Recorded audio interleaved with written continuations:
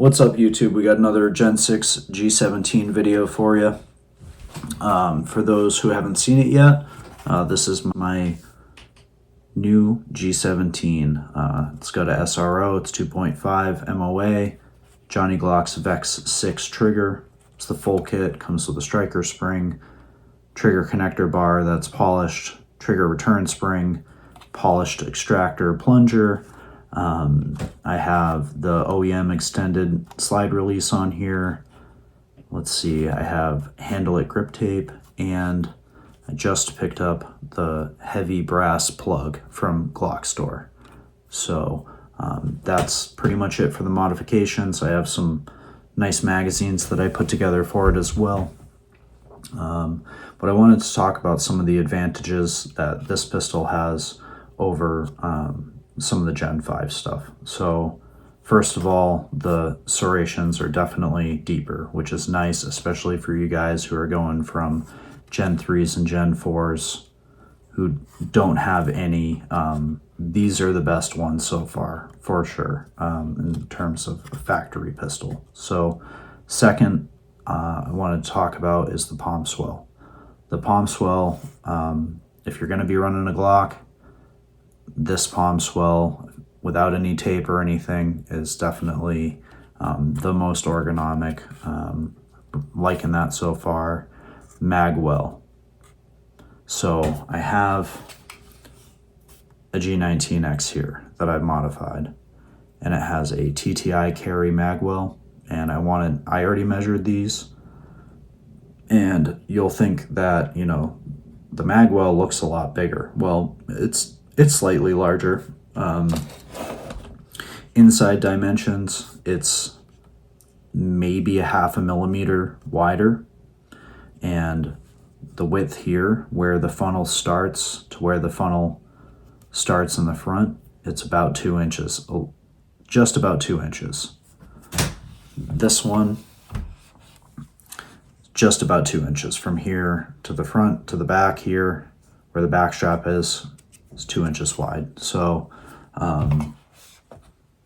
you know, again, the magwell looks bigger, and it is, but it's only very slightly larger than the stock Gen 6. So I think that's pretty good if you're talking about like wanting a carry optics pistol that doesn't have a magwell. The other thing I wanted to talk about was how this thing shoots. Recoil impulse, I would say maybe slightly snappier than the G19X.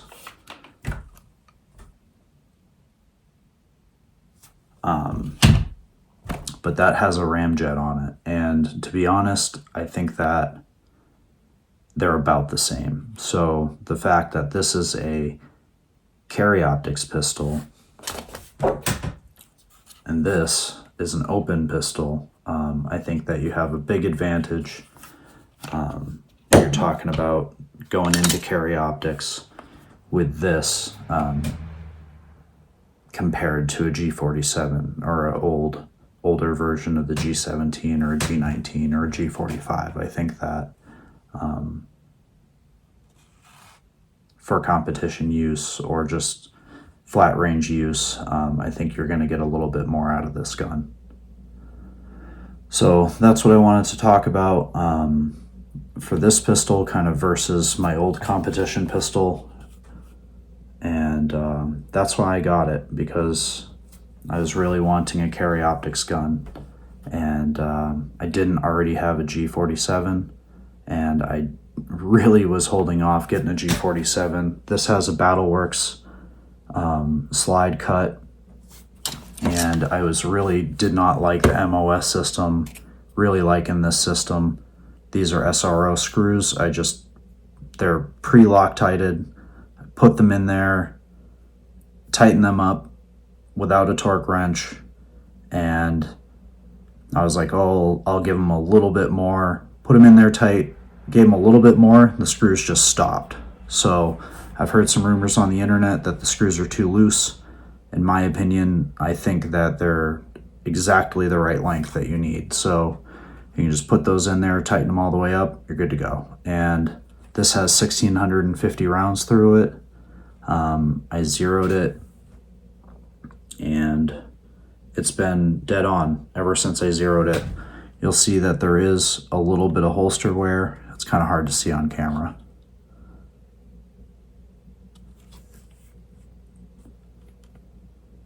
So there is a little bit of holster wear on the finish. So the finish isn't the most rugged, but I'm sure by the end of the season this thing will be all scratched. So I'll wear that proudly. And I think it's interesting posting some of these videos and reviewing them.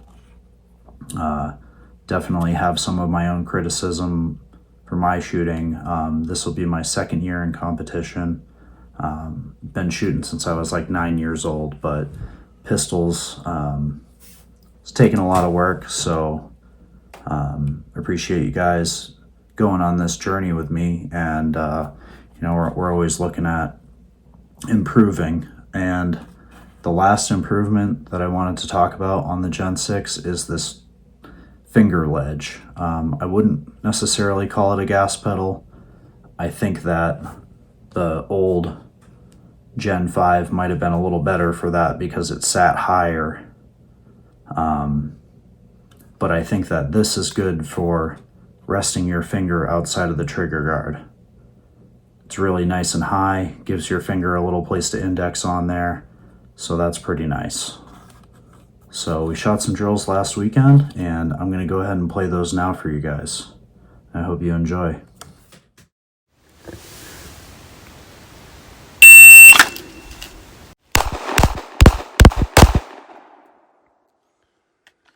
Nice. Ready.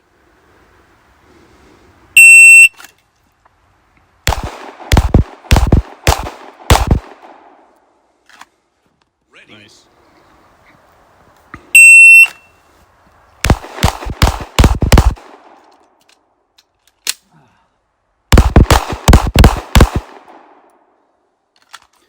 Ready.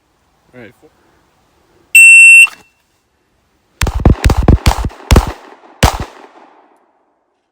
Nice. I think it's clean. Yeah. That might have been it, man. That was good. I was slow on that reload, but I don't think my raw time was master though, unfortunately. No, I don't think so.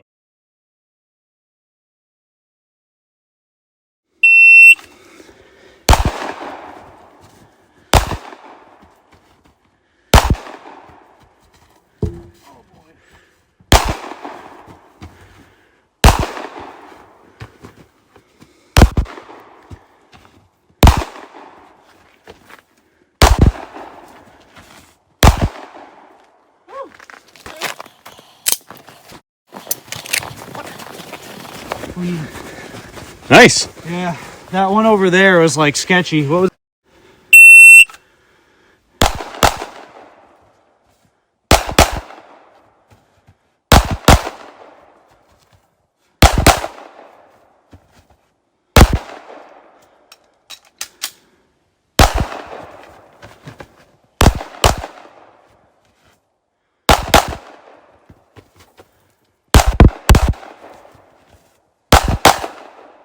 Nice. 24-9. Is it clean? I think so. I think it is. One close one, but that's it. I think it's still in. What do you think? Yeah. You beat me either way. It's got the wax ring on the... It's on the edge. Yeah. I don't think it's a line break. Well, like it's breaking the white. Let's call that down one. All right, so 20... 593. Nice, thank you.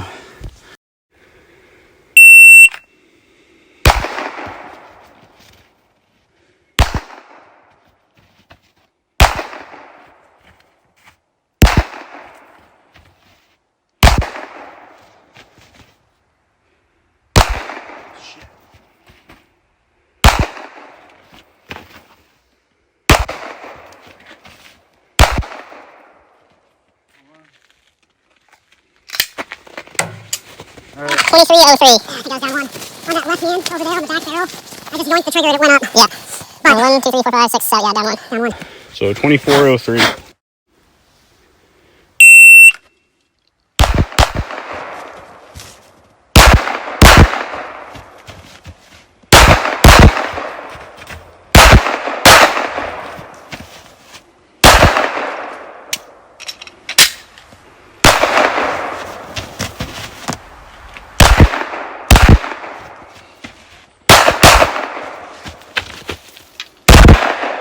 Oh. 27.86. What'd you see? I saw you go +5. Oh no! Yeah. Yeah. Just up and left of a -1. That was a headshot. Let's see. +5 where? You missed the headbacks. Yeah, it was shot right here. Oh, really? Yeah. Holy shit. 1, 2, 3, 4, 5, 6, 7. Don't count this one. Because that was 9, 10, 11, so there's 10. So that was plus those 2. You got one more up here. 3, 8. So what was the time? 28? 27.86. So what was the time? 28? 27.86.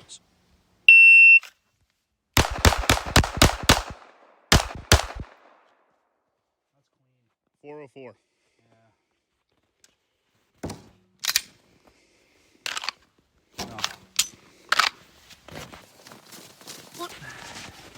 Yeah, you're in. Ready.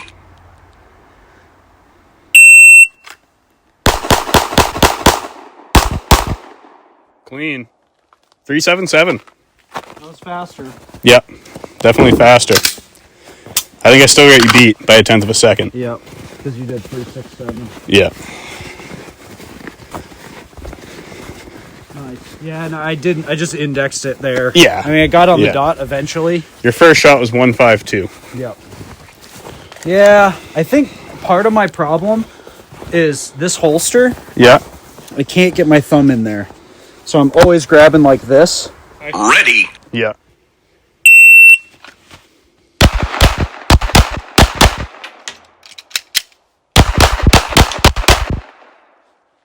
I think I missed entirely. I think you did too. 703. So you've got That was real sloppy. 1, 2, 3, 4, 5, Oh, shit. 6. That little guy? Oh shit! I didn't even see that one. Don't worry about that little guy. Been on all day.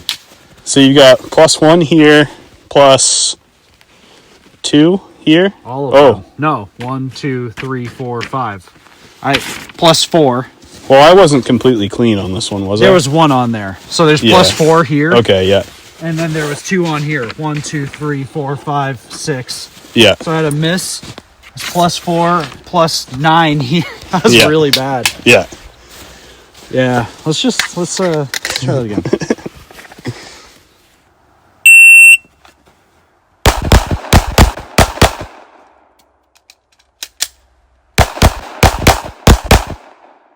$786. 7. 6, 7, 8, 8. Was this you? I think I was down 1. Ooh. I don't think that was me. It might have. I don't think it was. Okay. So I think I was down 1.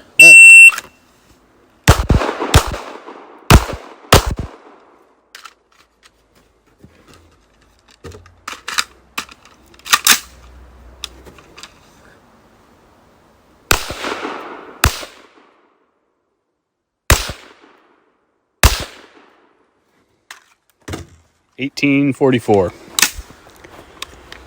You're clean on your headshots, I think. Oh, maybe not. Oh no, you were. I only had 1 in there.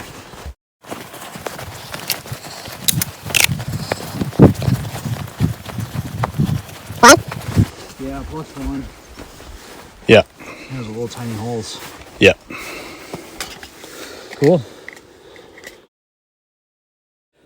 Thanks for watching the drills, and if you guys made it this far, why don't we just keep talking about a couple other things here. So, again, I got this 19X. For a long time, I was running this ALS holster. I really like this holster. It's great. It covers the optic and everything. It's great for when you're out in the field.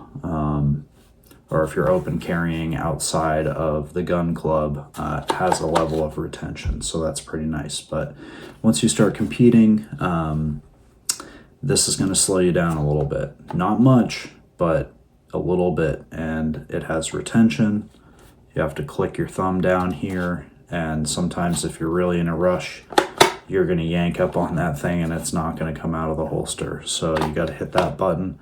And the other disadvantage that it has is compared to an open holster, you can see how much higher right here it is. So you have to get the pistol a lot higher up out of the holster before you can start rotating it towards the target. So I think if you're going to be competing and really only hitting the flat range, that you should probably consider getting an open top holster like this. If you're a police officer, military, or you're open carrying, or you're using your pistol a lot out in the field, you know, hiking around and stuff, like this is a great holster because it has a really nice layer of protection, protects the whole pistol. You know, if you're going prone, scraping around in the woods, beating bushes, or if you're in public and you're open carrying, at least it has a layer of protection, and you can add more layers of protection. I have another Safari Land holster that's level 2 that you have to manipulate some of the safeties in the holster to get this out of there. So that's pretty nice for open carry. So unfortunately, I think that it might be because of the SRO that it sits so far forward. You can see that there's about like a little under an inch between the front of the optic and the chamber here. So unfortunately, this pistol seems to fit just fine, covers the trigger and everything. Let's see if it goes as deep. Yeah, I would say that this sits a little deeper in there than this. So that's not going to work if you're running an SRO on your Gen 6. I'd be interested to see, it definitely is just bottoming out on the optics, so I bet if you were running a regular RMR like I am on the 19X, that this would probably fit right in your duty holster. They're probably at this point, Safari Land's probably making these holsters for the RMR HD and the SRO. So I'll be happy just to use this out in the field, and you know, the 19X has the RMR on it, so that's like bomb proof, that's never going to break, but this is going to be my new flat range pistol. So we were kind of talking about the holster earlier. This is a Safari Land gravity holster. It's for a 19 and a 17. So just the 17 just sits a little lower and sticks out of the bottom. And it has a QLS fork and a True North Concepts hanger. So this is just a anodized piece of aluminum, and you can adjust the cant and the height. So I can take the QLS off and I can set this thing a little bit higher if I want to run an IDPA, and that's going to meet the requirements for being high enough and also close enough to my body so you can effectively conceal this under a cover garment. It's a click-it belt. It's 1.5 inches wide, so I can run this inside my belt loops.